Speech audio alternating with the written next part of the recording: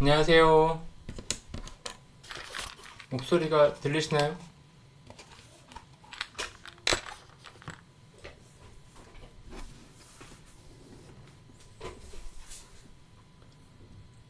이게 제가 방송을 라이브를 항상 할 때 고민을 하는 게 이게 항상 사고가 나가지고 라이브를 할 때마다 이게 그냥 혼자 하는 것보다도 훨씬 더 긴장이 되더라고요.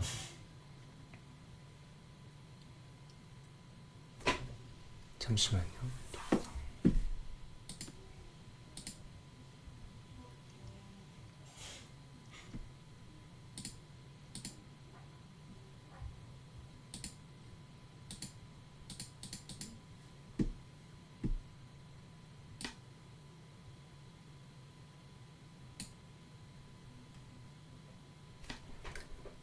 일단은 그냥 시작하겠습니다. 제가 너무 늦게 시작해서 죄송하고 일단 오늘 시황을 전반적으로 한번 살펴볼게요. 일단은 가장 큰 이슈들이 몇 가지가 있었죠. 대만 지진이 일단은 큰 영향을 줬었고, 대만 지진이 반도체 쪽으로 일단 영향을 준 것 같은데 아직까지는 뭐 크게 뭐 시장에서 이슈가 되는 분위기는 아닌 것 같아요. 그리고 미국의 이제 중국 반도체 압박, 요것도 이제 반도체 쪽으로 영향을 좀 줬는데 이것도 어떤 영향을 줄지를 한번 더 살펴보도록 할 거고요. 그다음에 유가와 금리가 여전히 시장을 누르고 있는데 요거에 대해서도 한번 살짝 더 얘기를 해보려고 합니다.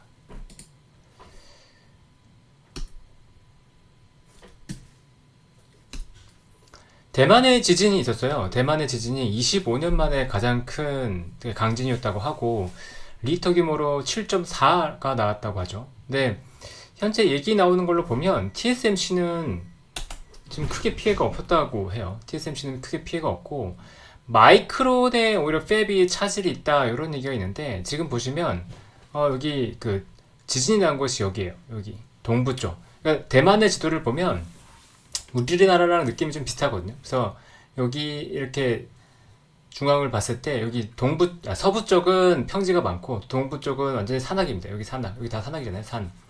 그래서 팹은 전부보다 이쪽 당연히 평지 쪽에 있을 테니까 이 서부 쪽에 많이 있어요. 그래서 동부에는 거의 없는데 진앙지가 지금 이쪽 부근인 거죠. 이쪽. 근데 지금 TSMC의 공장을 보면 뭐 타이중, 타이완, 뭐 타이베이 뭐 이런 데 있거든요. 그러니까 타이중, 타이베이 그다음에 신추, 여기 신추고 여기가 타이중, 여기가 타이완, 타이베이 이런 느낌인데 마이크론의 팹도 여기 비슷한 곳에 있거든요.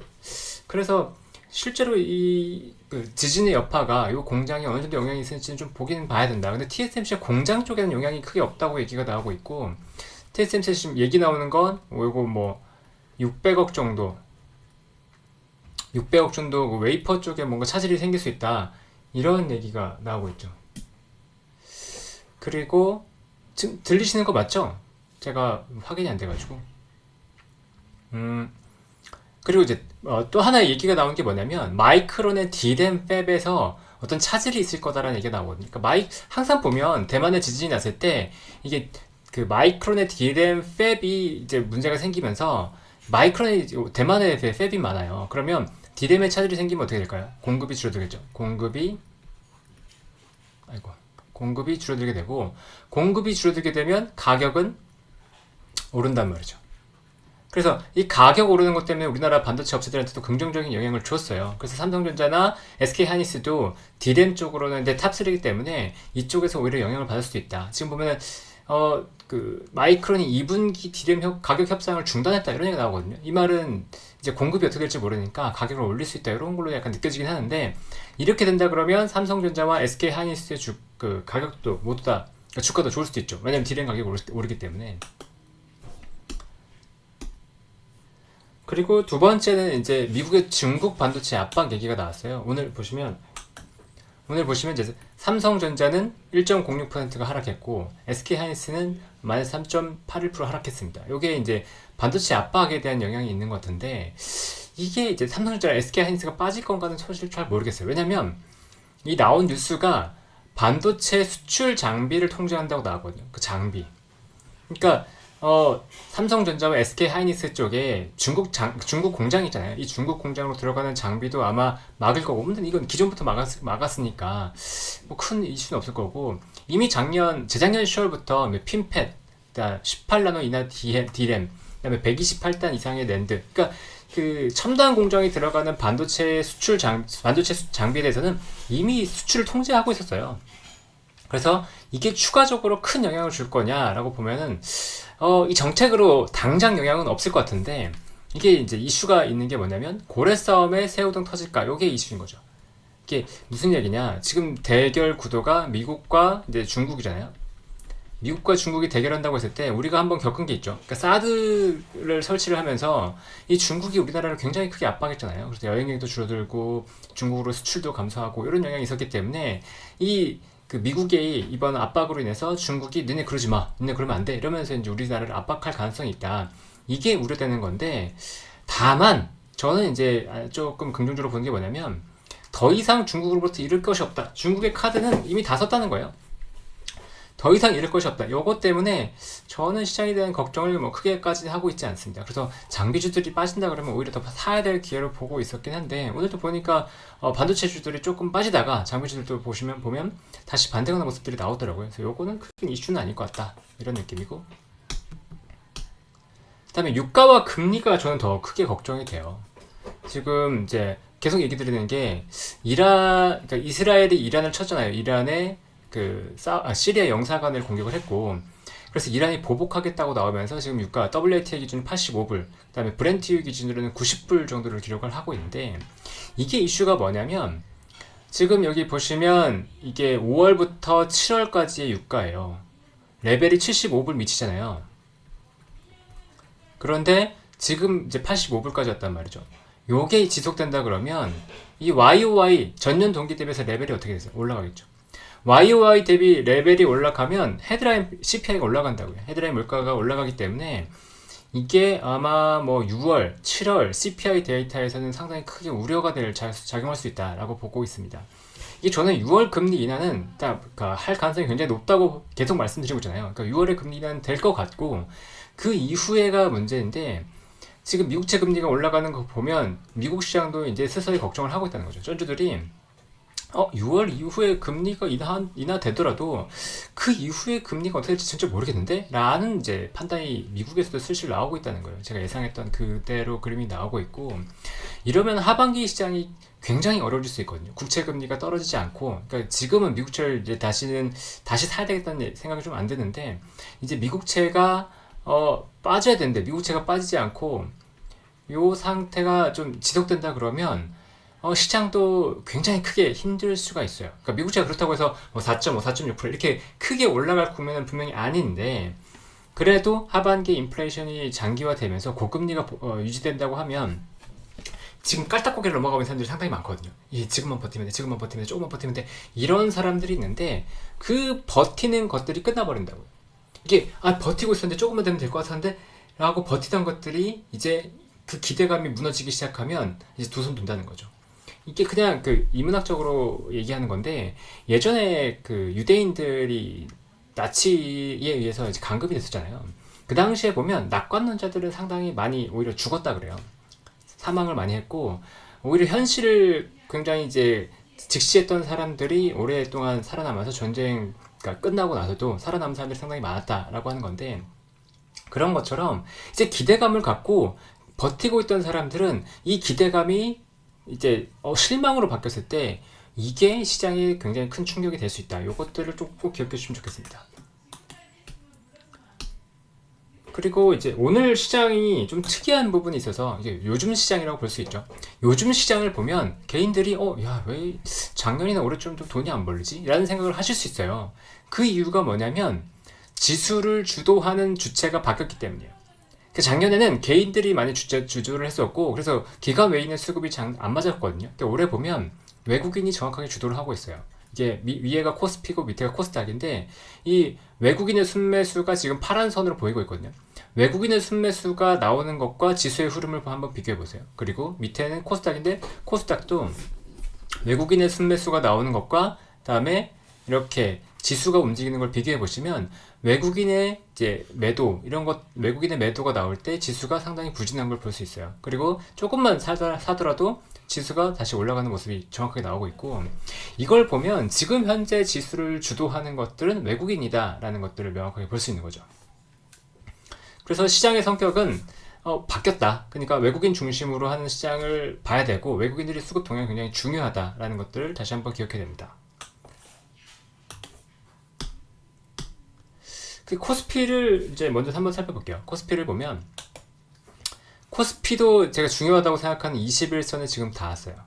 그래서 21선에 닿았기 때문에 요거는 초고로 지켜볼 필요가 있는데 지금 너무 빠르게 떨어졌거든요. 그래서 삼성전자가 버틴다고 하더라도 지수는 조금 더 21선을 깨고 내려갈 수도 있다. 예, 코스피도 좀 약간 그렇게 보이고, 상승한 업종이 굉장히 특이합니다. 음식료 쪽이 굉장히 강했어요. 그리고 하락 업종을 보시면 1% 이상 하락한 것들이 굉장히 많았고, 지금 운수장비, 그러니까 자동차 쪽 들어있는 거죠. 자동차 쪽이 2% 이상 하락했고, SK 하이닉스가 좀 많이 빠지면서 전기전자 쪽도 마이너스 2.2%가 하락했습니다. 삼성전자도 밀렸고요. 그리고 이제 아까 말씀드린 것처럼 이제 음식료 쪽이 좀 좋았고, 오늘은 대형주가 더 많이 빠진 날이었다라는 게 특징적입니다. 그 다음에 코스피의 전반적인 시장 상황을 보면 코스피가 마이너스 1.7% 하락했고, 이제 외국인과 기관이 양매도가 나왔다. 근데 지금 외국인의 매도 보세요. 이게 지금 7일 만에 나왔어요. 7일 만에. 그리고 지금 최근에 열흘 중에서 순매도가 거의 없었는데, 순매도 있었다봤자 뭐 400억 정도였는데, 오늘은 2,668억 원이 나오면서 매도가 굉장히 강했다는 거고, 기관도 오늘 순매도 굉장히 강했잖아요. 그러니까 기관의 순매도는 사실은 이제 외국인의 선물 매도가, 외인의 그 선물 매도가 이제 마이너스 한 1.2조 원 정도 되는 걸로 기억하고 있는데, 굉장히 강했어요. 지금 1조 원 이상 순매도가 나온 게 오랜만인데, 이렇게 이제 외국인의 선물 순매도가 나온다고 하면, 외국인의 그동안 이제 선물 누적 순매수 규모가 좀 컸거든요. 요게 이제 순매도로 전환된다 그러면 시장에 부담이 될 수 있다라는 건데, 개인적으로는 아직까지는 삼성전자가 살아있다고 보고 있어요. 그래서 삼성전자가 버티면서 올라간다 그러면 외국인 수급에 대해서는 지금 그렇게까지 걱정할 건 아니다. 다만 말씀드렸던 것처럼, 제가 모닝브리프에서 글에서 말씀드렸던 것처럼, 전반적으로 미국채 금리가 올라간다 그러면 이 자금, 미국의 자금이 외국으로 돌질 않아요. 그러니까 미국채 금리가 이미 세기 때문에 그쪽에 머문다는 거죠. 그러니까 신흥국 쪽으로 자금이 돌면서 순환매가 나타나야 되는데, 그런 그림이 나타나지 않는 게 조금 아쉬워요. 그래서 우리나라 시장이 전반적으로 와, 다 좋다, 가자! 이런 그림으로 가기는 조금 어렵고, 외국인들도 지금처럼 선별적으로 아마 살 텐데, 그게 전기전자, 반도체가 될 가능성이 굉장히 높다라고 본다는 거죠. 그런데 오늘 좀 특이했던 건 아까 말씀드린 대로 음식료 쪽에서 양매수가 나왔다. 이게 좀 특이했다라고 말씀드리고요. 그리고 코스피에서 봤을 때 이제 음식료 쪽에서 이게 딱히 이슈가 없어요. 제가 그 주변에 음식료 잘하는 친구들한테 몇 번 물어봤는데, 오늘 이슈는 딱히 없었다고 하더라고요. 근데 나는 키움증권에서 보고서가 좀 있었던 것 같고, 저평가에 대한 기대감이 좀 있었던 것 같습니다. 그래서 CJ 제일대장이 4%, 그다음에 오리온이 뭐 1% 오르는 것처럼, 그 음식료에서도 대장주들이 오르면서 지수가 올랐다. 근데 보시면 전체 46개 중에서 상승 종목 20개죠. 그러니까 음식료도 전반적으로 다 좋다기보다는 대형주 쪽으로 몰렸다. 그러니까 대형주가 몰리는 건 뭐다? 외국인이 쏠리니까요. 외국인이 누구를 사겠어요? 중소형주 안 산다고요. 그러니까 지금은 대형주 중심의 플레이를 하는 게 더 맞는 시장이고, 또 누누이 말씀드리지만 총선 전에 지금 국민의힘이 워낙 밀리고 있고, 오늘 아침에는 민주당도 이제 금투세에 대해서 살짝 좀 후퇴하는 모습을 보이긴 했지만, 어쨌거나 민주당은 금투세에 대해서 굉장히 강경하단 말이에요. 그렇게 나온다고 하면 시장에 대한 분명히 부담이 있습니다. 그럼 기관과 외국인 같은 경우에는 계속 엑시스를 할 가능성이 높아요. 그러니까 이거에 대한 부담은 안고 가야 된다라고 말씀을 드리고, 그다음에 이게 밸류 프로그램 중에 하나인 이제 현대차 기아차는 좀 안 좋았다. 어젠가요? 그젠가? 이게 맨날 날짜가 헷갈리는데, 어쨌든 그 그러니까 판매 데이터가 별로 좋지 않았어요. 2월에 판매 데이터가 현대차와 기아가 다 좋지 않았다. 2월이 아니고 3월이죠. 3월에 판매 데이터가 모두 좋지 않았기 때문에, 그리고 앞으로 현대차와 기아가 상대적으로는 다른 자동차에 비해서는 선방을 했거든요. 근데 이게 선방이 더 이어질 거냐에 대한 우려감이 좀 있긴 해요. 그러니까 더 퍼포먼스를 낼 수 있을 거냐라고 보냐고 하면 조금 애매하다는 거죠. 그래서 좀 하락을 했고, 어제 이제 그 인적 분할에 대한 기대감으로 급등했던 하나 에어로스페이스가 오늘은 좀 빠졌습니다.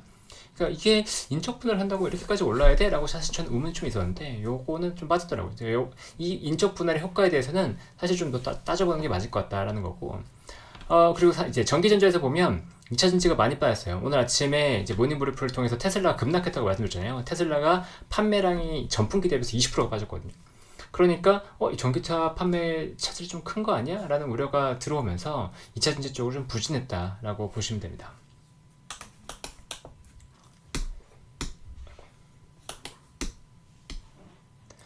코스닥을 이제 말씀드리기 전에 요거를 말씀드리고 싶은데, 제가 시장에 대한 뷰를 좀 바꿨잖아요. 그 가장 큰 이유가 ADR을 다시 한번 이제 따져보면서 ADR이 바닥이라고 하더라도 반드시 지수가 바닥인 건 아니다라는 걸 제가 확인했잖아요. 여기 지금 보시면 ADR이 지금 바닥권에 있음에도 불구하고 지수는 올라와 버렸잖아요. 이렇게. 이 이유를 봤을 때 이제 그 대형주, 그러니까 가는 놈들만 가는 그런 상황이 벌어지면서 지수는 끌어가는데 전반적으로 하락 종목이 훨씬 더 많아서 이랬다는 거죠. 그러니까 반대로 얘기하면 이 ADR이 반등한다고 해서 반드시 지수가 상승하는 건 아니다라는 걸 보여준다는 건데, 지금 보시면 이 지수가 꺾인데도 ADR은 이제 살짝 오르는, 물론 오늘은 꺾였지만 오르는 모습이 나오잖아요. 이런 상황이 나올 수 있기 때문에 지금 현재 상황에서 ADR은 저희한테 큰 의미를 주는 지표는 아니다 라고 말씀을 드릴 수 있을 것 같고, 그렇다 그러면 뭐가 중요한 지표냐 라고 했을 때 이제 환율, 그리고 미국채 금리, 현재로서는 그렇다. 미국채 금리가 안정이 되면서 환율이 내려갔을 때 외국인들은 좀 더 편하게 우리 시장을 담을 수 있을 거다라고 얘기를 드리고요. 그리고 코스닥을 보면 어제 제가 얘기 드렸잖아요. 21선을 강하게 깨버렸고 이게 밑으로 꽂을 가능성이 있다고 했는데 역시나 이제 오늘도 하락을 하면서 21선을 크게 하해버렸죠. 지지선은 한 860 정도로 보면서 91선에서 지지할 수 있을 거라고 보고 있는데, 지금 또 코스닥이 완전히 무너질 자리냐고 한다면 또 그건 아닐 것 같아요. 그래서 91선 정도는 이제 이게 생명선이기 때문에 이 정도는 또 지지하면서 다시 반등할 가능성이 있지 않을까 라고 생각을 합니다. 그래도 코스닥은 시장 분위기가 업종을 봤을 때는 조금 더 좋지 않았나. 근데 하락폭이 컸던 건 이 시가총액 비중이 큰 일반 전기전자와 금융, 2차 전지 쪽이 안 좋았기 때문이다 라고 보시면 되고요.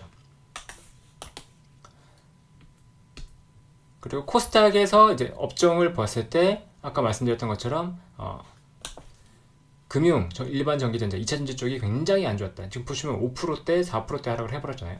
그래서 이게 이제 지수의 하락을 주도했다라고 생각하시면 되고요.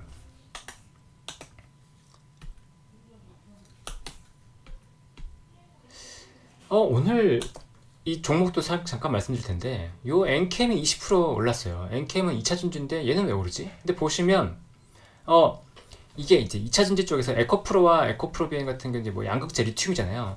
리튬과 엔캠의 주가의 흐름이 좀 달라요. 그래서 엔캠이 오르면 얘네들이 빠지고, 엔캠이 빠지면 또 2차 전지의 양극재 쪽이 오르고, 이런 흐름이 있는데 오늘은 이제 엔캠 쪽은 좀 급등을 했다. 근데 엔캠은 이제 전해액 쪽이거든요. 이따 말씀드릴게요. 어쨌든 뭐 전해액 쪽인데 어쨌든 흐름이 좀 다르게 나타난다라는 거고, 반도체에서도 오늘 보면 전반적으로 다 좋은 흐름은 아니었다. 근데 차별적으로 오르는 종목들은 있었다. 뭐 이호처럼 이런 게 나타났다라는 거고. 그리고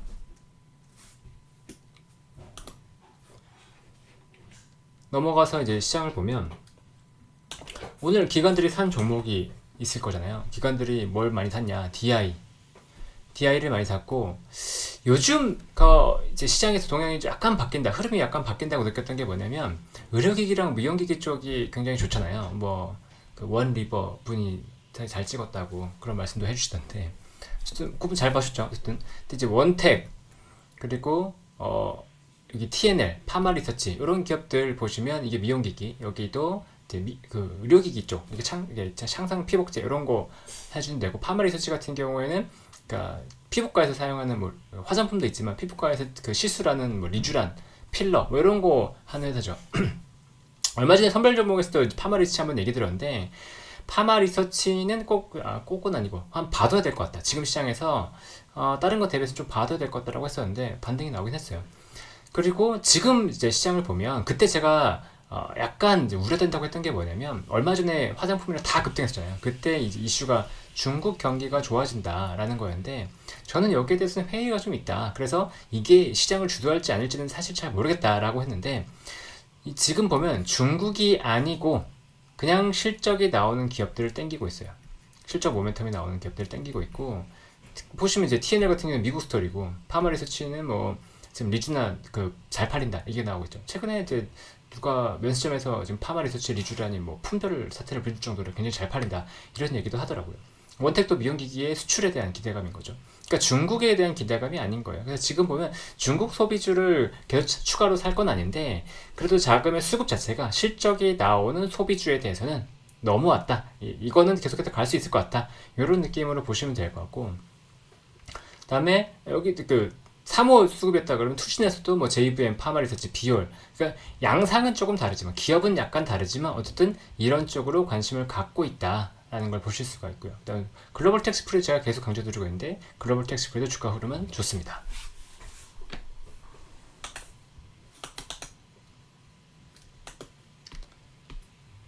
그래서 오늘은 이제 종목들을 또 얘기해 드릴게요. 엔캠, 피롭틱스, VT, 현대 홈쇼핑, 이오테크니스까지 얘기를 드릴 거고, 피롭틱스와 이오테크니스는 사실 연결되어 있는데 한 번에 얘기 드리면 더 좋을 것 같은데 제가 잘못했네요. 엔캠은 전해액 업체입니다. 전해액. 그 이제 2차전지에서 핵심 소재들이 뭐 양극재, 음극재, 전해액, 분리막 이렇게 네 가지인데, 그 중에서 전해액을 하는 회사고, 사실 그 전에는 전해액이 주목을 못 받았어요. 왜 주목을 못 받았을까요? 실적이 안 나오니까요. 23년 실적 보시면 영업이익 30억 나왔잖아요. 이런 실적으로 무슨 관심을 받겠어요. 근데 그 전에 양극재 업체들은 실적이 빠바박 뛰었다고요. 그러니까 주가가 갔단 말이죠. 그러면 반대로 생각했을 때 실적이 좋아지면 주가가 될 수 있다라고 전제를 깔고 갔으면, 지금 엔캠의 올해 실적 연간 영업이익 전망이 어쩌죠? 870억. 내년 같은 경우는 1000억을 넘을 거라고 본다고요. 그러니까 2차전지 쪽이 지금 성장이 약간 주춤한데 역성장이 나올 수도 있겠는데 적자가 나올 수도 있겠는데 이런 우려가 있는 가운데 엔캠은 실적이 좋다는 거죠. 왜 그러냐? 이제 전해액 쪽으로는 IRA 수혜가 나오고 있다. 중국을 견제하면서 이 전해액 쪽도 우리나라 업체들, 그러니까 중국 거 쓰지 말고 다른 쪽 쓰려고 그러면 우리나라 업체인 특히나 엔캠의 수혜가 있을 거다 라는 느낌으로 가고 있고, 이게 이제 제2의 에코프로 느낌으로 가고 있는데, 왜 이런 말을 했냐면 에코프로가 작년에 그 배터리 아저씨 영향으로 주가가 굉장히 좋았잖아요. 지금 보면 이제 제2의 배터리 아저씨처럼 얘기 나오는 분이 SE투자자문의 김석일 회장님이거든요. 근데 이분이 또 엔캠을 굉장히 강하게 밀었어요. 오늘 뭐 도는 거 보니까 4월 1일에 양극재 다 팔고 엔캠으로 몰빵해라 뭐 약간 이런 식의 얘기를 하시더라고요. 어쨌든 그러면서 엔캠으로 좀 몰렸다. 회사에서 가이던스도 회사가 목표로 주는 것도 올해 매출이 1조 원이거든요. 그러니까 작년에 매출이 4,200억이었는데 150%가 성장하잖아요, 매출이. 그러니까 이익은 당연히 좋아질 거고, 이거에 대한 기대감, 그러니까 실적 성장이 지금 보기 힘든 상황에서, 금리가 높고 실적 성장을 보기 힘든 상황에서 실적 성장이 나오니까 기대감이 갖는 것까지는 오케이. 그런데 어디까지 갈지는 저는 모르겠다. 근데 에코프로 같은 경우에도 사실은 밸류에이션으로 얘기할 수 없었거든요. 그냥 뭐 가자가 되니까 이제 갔기 때문에 엔캡이 약간 2차 상승 그림으로 가는 느낌이에요. 근데 저 같은 경우는 뭐 이런 주식은 사실 잘 못 따는 스타일인데, 하여튼 엔캠은 시장에서 관심을 가져볼 만하다. 왜냐면 이 엔캠이 개인 자금들을 빨아들일 수 있기 때문에, 기관 외국인까지 쓸리지는 않겠지만 개인 자금이 그쪽으로 빨려 들어갈 수 있기 때문에 그런 것들은 다른 주식들을 죽여버리거든요. 에코프로가 보였던 것처럼 그런 느낌을 가질 수 있기 때문에 그래도 동향을 좀 보자 라는 정도로 생각하시면 될 것 같고요. 그리고 그 다음에 피롭틱스인데, 피롭틱스도 이제 계속 얘기 나오고 있죠. 피롭틱스가 유리기판에 TGV 한다고 지난번에 말씀드렸잖아요. TGV가 트루 글라스 비아인데, 원래 이제 실리콘, 그러니까 원래 그 기판을 보면 실리콘으로 되어 있었잖아요. 그래서 실리콘 기판을 뚫는 건 트루 실리콘 비아라고 했다고요. 그래서 HBM 쌓을 때 보면 STSV 장비 수혜들을 본다 뭐 이런 얘기가 나왔었는데, 글라스 기판이니까 글라스 기판을 뚫는 건 트루 글라스 비아가 되겠죠. 그래서 이 트루 글라스 비아 수혜주인 피롭틱스가 트루 글라스 비아를 지난주에 장비를 출하했다는 얘기가 나오면서 급등을 했고, 그때도 얘기 드렸죠. 이 유래기판 관련해서 피롭틱스가 대장주도 될 수 있으니까 꼭 지켜봐야 된다라고 했었고, 실제로 지금 급등하고 있습니다. 그래서 지금 얘기 나오는 건 뭐 유리기판계의 한미 같은 느낌으로 가고 있는데, 시가총액은 이제 6천억 정도. 그러니까 지금 이익으로 밸류로 볼 수 없어요. 그러니까 엔캠도 말씀드렸지만 밸류를 볼 수 없는 상황에서 이거에 대한 기대감, 그러니까 지금 글라스 기판에 대한 기대감으로 쳐줄 수 있다라는 거고, 이 글라스 기판 같은 경우에는 내년에 올해 하반기에 삼성전기가 양선에 들어갈 거라는 얘기가 나오거든요. 그래서 지금 그 글라스 기판 관련해서는 그 밸류 체인들이 본격적으로 얘기가 더 많이 나올 구간이에요. HBM 초기랑 비슷하다고 보시면 돼요. 그래서 이게 단순히 테마가 아니고 점점 뭐 가시화된 이슈들이 나올 거기 때문에 계속해서 관련주들이 움직일 수 있다라는 정도의 느낌으로 보시면 되고,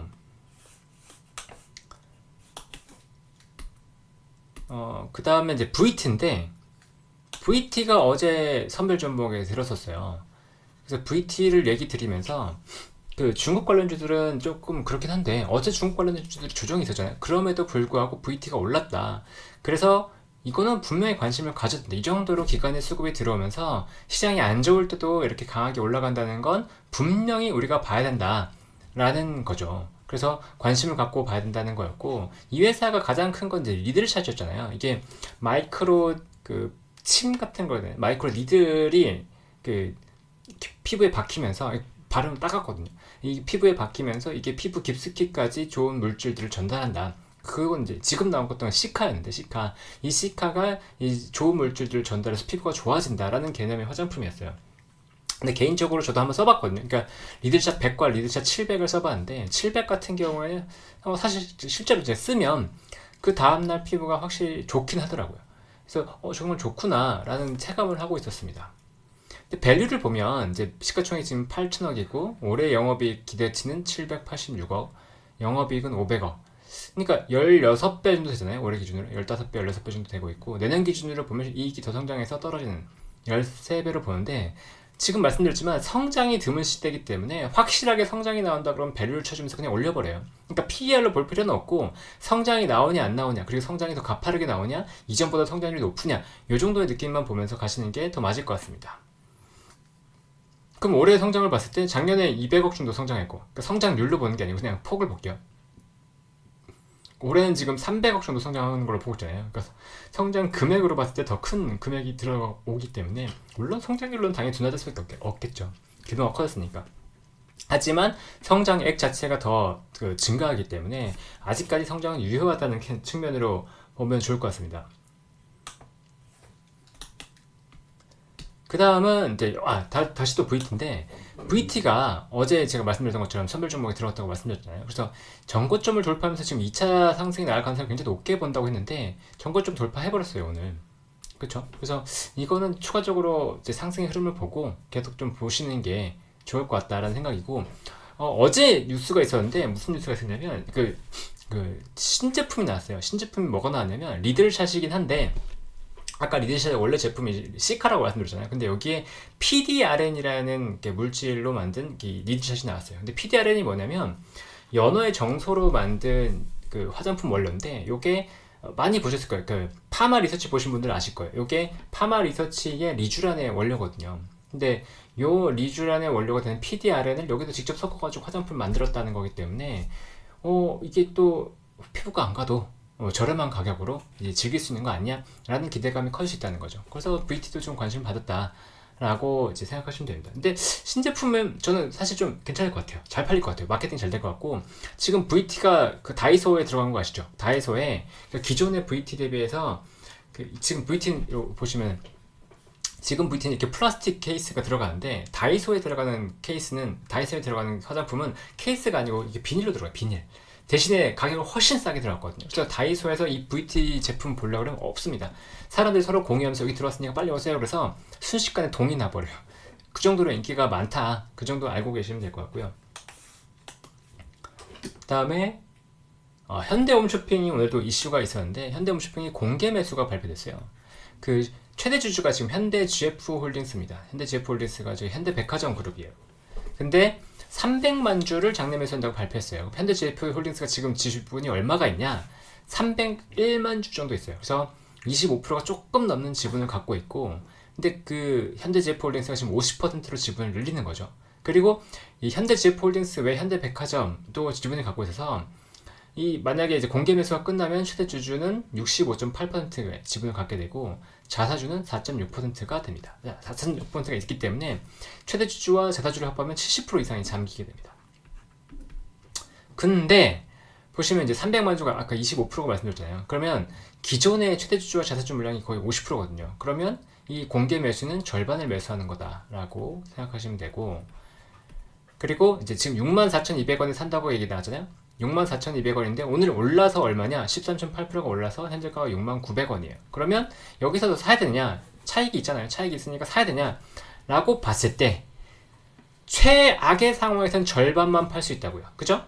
이게 절반이 다 들어올지 아니면 안 들어오고 그냥 뭐 나는 이거 회사 좋을 거 좋아 보이니까 계속 갖고 갈래 라고 하는 사람이 있을지는 모르겠지만 최악의 경우에 나는 절반만 팔 수 있다 라는 걸 전제하고 들어간다 그러면 이게 64,200원에 무조건 주가가 붙는다 라고 볼 수는 없습니다.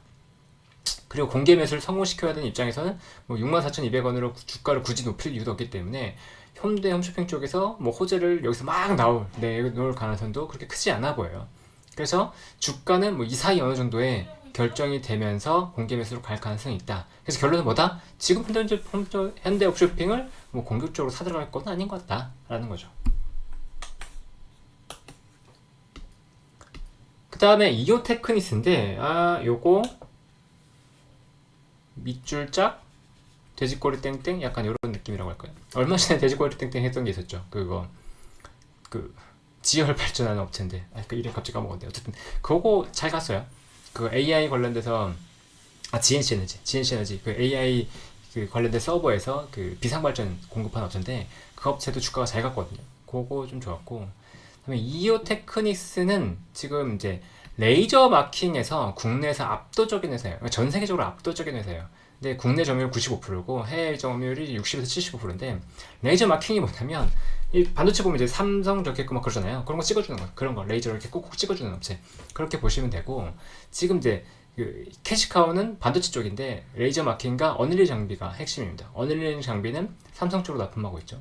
그리고 레이저 기술이 굉장히 좋아요. 그 레이저 기술 자체적으로도 있는데 해외 레이저 소스를 갖고 있는 회사를 인수하면서 레이저 관련된 기술이 굉장히 좋아졌다. 근데 주가는 작년에 별로 안 좋았었는데 보시면 이제 매출이 4천억대에서 지금 3천억대로 줄었고 영업이익도 900억대에서 이제 283억으로 감소했잖아요. 그러니까 영업이익 감소하고 하니까 당연히 주가는 안 좋았었는데 작년 하반기부터 삼성전자 반도체 쪽의 분위기가 좋으면서 같이 반등이 나왔었던 회사라고 보시면 되고 이게 지금 제 관심을 받는 건 UV 드릴러 쪽이에요. 이게 레이저 가지고 뚫는 거죠. 드릴러가 하는 게 뚫는 거니까 이 뚫는 장비를 가지고 여러 가지가 나올 거다라는 기대감이 있는데 뭘 할 거냐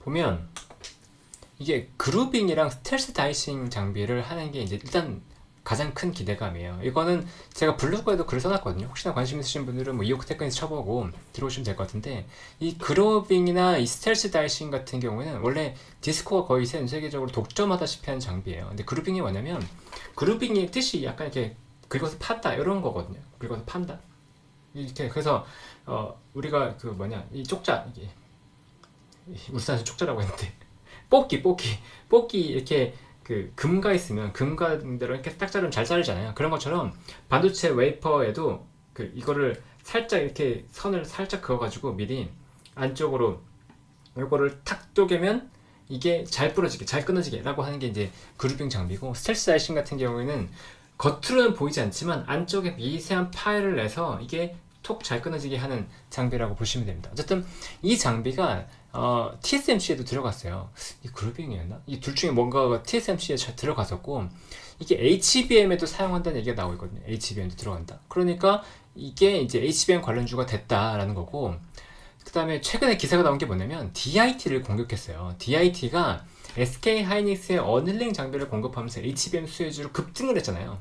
그런데 이게 작년이었어요. 작년에 공급한다고 얘기 나왔는데 갑자기 이오테크니스가 얼마 전에 특허성을 걸어버립니다. 그럼 이렇게 얘기 나오겠죠. 왜? 지금? 작년이 아니고 왜 지금? 라는 건데 제가 볼 때는 삼성의 HBM이 시작되기 때문이라고 보고 있어요. 삼성의 HBM이 시작되고 여기에 어닐링 장비가 들어가기 시작하니까 이제 SK 하이닉스 쪽으로 딴지를 걸면서 본격적으로 문제를 만드는 것 같다.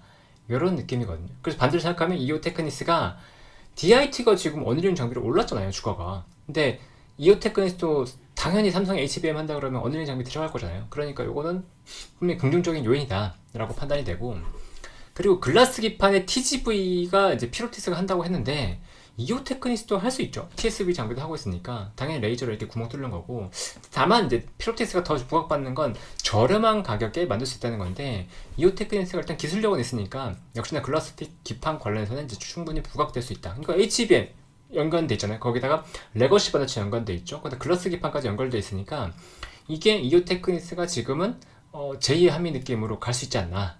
그러니까 SK 하이닉스에서 한미가 같다 그러면 지금 삼성에서는 가장 크게 수혜를 받는 게 이오다라고 얘기가 나올 수 있다는 거죠. 거기에다가 지금 TSMC 쪽으로도 이제 신규 장비가 들어가면서 디스코의 독점 시장을 좀 깨려고 하고 있는 그런 분위기가 나온다는 거예요. 근데 그 현지 뭐 장비 하시는 분들 얘기를 들어보면 이오 테크니스의 장비가 오히려 디스코보다 더 좋아서 이오 테크니스가 지금 시장 점유율을 굉장히 빠르게 가지고 올 것 같다는 얘기 나오고 있거든요. 그러니까 전반적으로 봤을 때 이오 테크니스에 대한 관심은 지금 가져야 된다라는 생각이 좀 듭니다. 오늘 얘기는 여기까지네요. 제가 준비한 건 여기까지고, 제가 이제 라이브를 종종 할 텐데 일주일에 한 2번 정도 하려고 하는데 오늘은 시행착오를 겪어서 좀 죄송하고, 이거를 정기적으로 이제 시간을 공지해서 알려드릴게요. 지금은 약간 테스트 버전으로 생각하시면 될 것 같고, 앞으로도 이제 좋은 내용으로 계속 찾아뵙도록 하겠습니다. 그러니까 구독과 좋아요, 알람 설정까지 좀 부탁드리고, 어제는 그래도 질문이 있었는데 오늘은 질문이 전혀 없네요.